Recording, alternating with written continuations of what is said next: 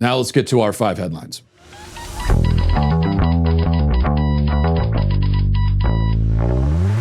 All right, number one, let me start with this.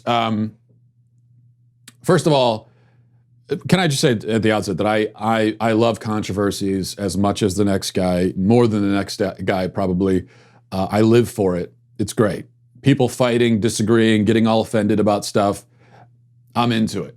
I really am. But every once in a while, a controversy pops up that I just can't get into. I can't bring myself to care. And we are in one of those news cycles right now, and it's really killing me. This postal service stuff.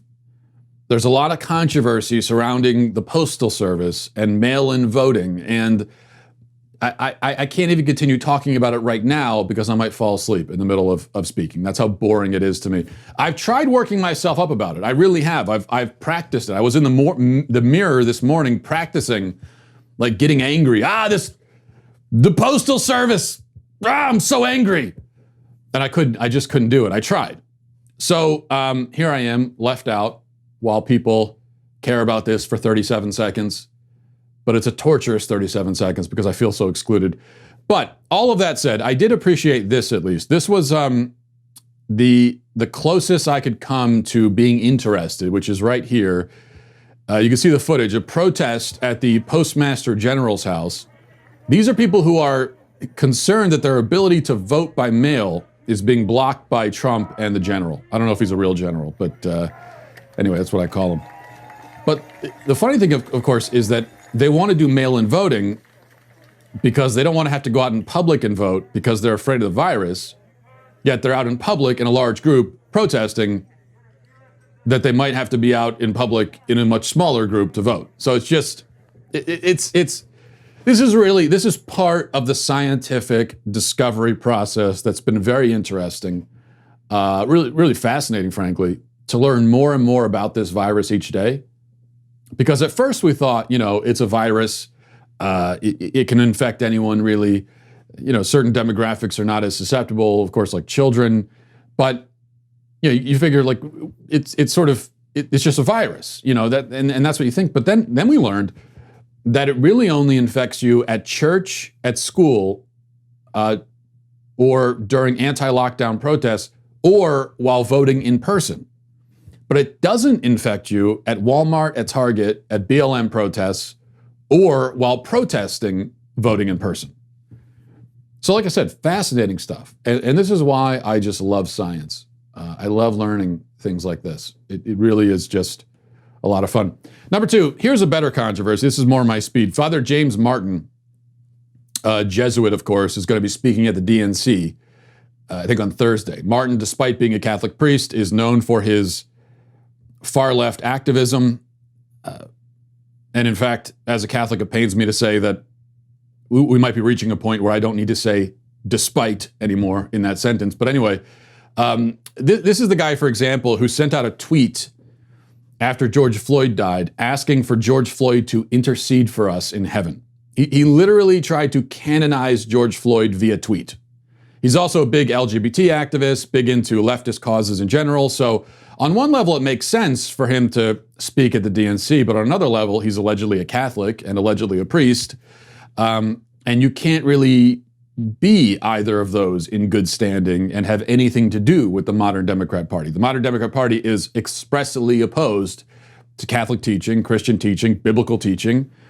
And there are, of course, many examples of this, but we don't need to go any further than the Democrat Party's stated official position that children in the womb at any stage and for any reason can be executed. So Martin should be defrocked and excommunicated for this. He won't be, of course, but he should be. Number three, a few weeks ago, I had to cancel Ryan Reynolds because he issued a public apology for getting married at a wedding venue. We might be reaching a point where I could just stop the sentence there, where you're going to have celebrities apologizing, at least heterosexual celebrities apologizing for getting married in general.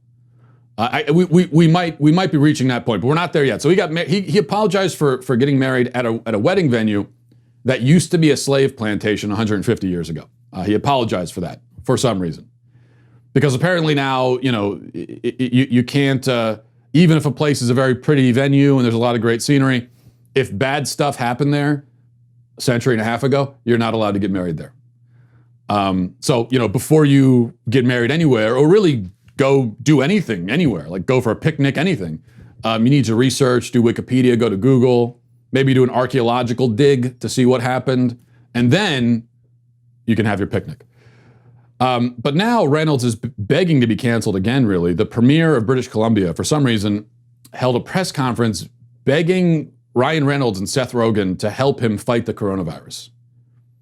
Because, of course, in a medical crisis, the people you want to call are the guy from Deadpool and the guy from Knocked Up. Here's the premier. I've been talking about the importance of making sure that younger demographics are hearing the message. This is a call out to Deadpool right now. Ryan, we need your help up here. Get in touch with us. My number's on the internet. Seth Rogen, another outstanding British Columbian. We need to communicate with people who aren't hearing us.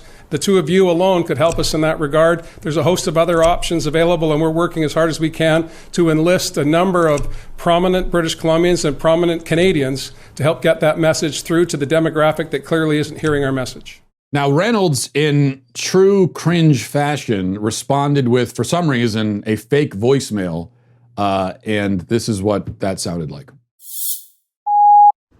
Hey, Premier Horgan, Ryan Reynolds here. I got your message about the thing. I'm not sure it's a great idea, frankly. I don't think they want medical advice from guys like me. No, sir. Unless it's plastic surgery, which a lot of people don't know this, but I used to be Hugh Jackman. In young folks in BC, yeah, they're partying, which is, of course, dangerous. And they probably don't know that thousands of young people aren't just getting sick from coronavirus, that they're also dying from it too. And of course, it's terrible that it affects our most vulnerable. BC that's home to some of the coolest older people on earth. I mean, David Suzuki, he lives there. My mom, she doesn't want to be cooped up in her apartment all day. She wants to be out there cruising Kitsilano Beach looking for some young 30-something Abercrombie burnout to go full Mrs. Robinson on. She is insatiable. But here's the thing. I hope that young people in BC don't kill my mom, frankly, or David Suzuki, or each other. Let's not kill anyone. I think that's reasonable. But I don't think that I'm the guy to deliver this message. I love parties. I mean, my favorite thing to do is just sit alone in my room with a glass of gin and the first 32 seasons of Gossip Girl. Well, that's a party. Threw my shoulder out the last time I did that. No one is going to kill your mother, Ryan, you paranoid lunatic. People are partying, okay. If your mom's not going to those parties, then she should be all right. If she's going out and if she's practicing social distancing, wearing the mask, I don't think they're gonna kill your mom. I think it should be really okay, especially if she's out on the beach, out in the open air, keeping a distance. I think everything will be fine. Number 4, here's a report from the New York Post. It says, Twitter is raging over a supposed call to cancel Genghis Khan, all prompted by a woman who had merely pointed out that the fearless 12th century Mongol conqueror had also killed an awful lot of people. This is tweeted from user Priya27. Said Genghis Khan did to Central Asia what Islamic invaders did to India, maybe worse. He single-handedly killed 11% of the world population at the time. Yet some want to glorify him as a hero and conqueror. That's your personal choice, but objectively, Genghis Khan was a barbarian. I saw these tweets. Now, this was tweeted out. I thought it was some interesting facts and points that were made. That the 11% of the world population figure, I'd have to, that seems rather incredible. I'd have to go check that one myself. But anyway, he certainly killed a lot of people. We know that. And then people were mocking this, though, as if she was trying to cancel Genghis Khan posthumously. I don't think that was the point at all. I think actually at least one thing you could take from this is that it turns out In fact, that white people did not invent wars of conquest, did not invent genocide, did not invent slavery. All that stuff has been happening in the world for thousands and thousands and thousands of years. This is just one example. I don't know if that was her point, but that is one historical fact that you can take from this and to put things in context. And I think especially these days, that is some useful context to have. And finally, let's see here. This is a report in the Daily Wire. I actually haven't read through this yet. I'm just grabbing it based on the headline. So let's dive in. It says, in a piece originally titled, "There's a Sinister Reason Coloring Books Are So Popular in Quarantine," a professor who teaches the history of art, ideas, and technology at Stanford University and also writes for The Guardian and Vogue, posits a unique take. What if the recent popularity of coloring books comes not from the creativity they purportedly inspire, but from the submission they induce?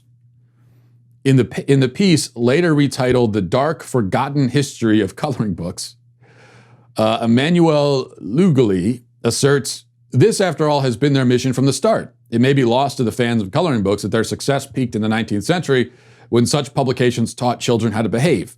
And obedience seems to be what many of us crave in these pandemic days. Noting, yeah, of course that it may be lost to the fans of color. Well, the fans of coloring books, for the most part, are 7 years old. So yes, I'm sure this is lost on them. I mean, my 7-year-old has never asked me about the history of coloring books. I'd be a little freaked out if she did.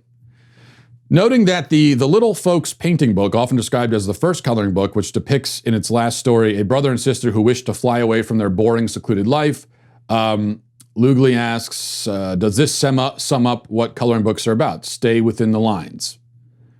And then, all right, it goes on. So, okay, this is as crazy as I hoped it would be. So I'm encouraged by that.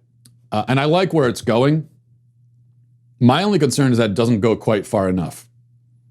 Yes, coloring books teach submission. So there's that. But what about, I mean, they also teach a form of blackface and cultural appropriation, because think about it. You're taking these white characters, usually, and coloring them. Much like Ralph Northam. You're taking these pasty white figures and putting artificial color on them. So I think that this encourages children to perform blackface. Not only that, but coloring books are transphobic because for some reason that because they trivialize body dysmorphia by allowing you to change the physical characteristics of the characters in the coloring book so easily, thereby cheapening the lived experience of dysmorphic individuals. Got it. Okay, so you can add on to this. So I'm a little bit disappointed by this professor. Yeah, you found one offensive aspect of coloring books, but what about everything else? So you gotta go, you really gotta go for the gusto on these things. Well, I hope you enjoyed that clip from the Matt Walsh Show. If you did, go ahead and hit that subscribe button right down there so you can stay up to date on all of our future content.